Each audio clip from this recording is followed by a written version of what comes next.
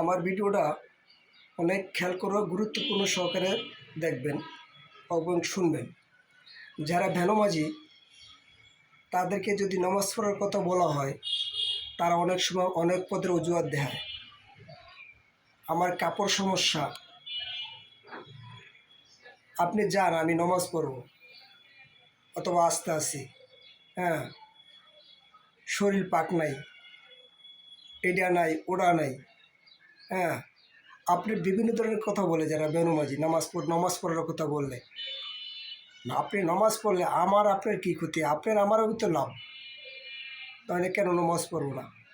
আজকে পবিত্র শুক্রবার, আমি কমেন্ট বক্সে দেখতে চাই কারা কারা জুম্মার নামাজ মসজিদে পড়তে যাবেন, অথবা সপ্তাহে একটা দিন গরিবের হজের দিন যদি আমরা মসজিদে নামাজ পড়তে না যাই, তাহলে আমাদের মতন পুরা কপাল এই দুনিয়াতে আর নাই।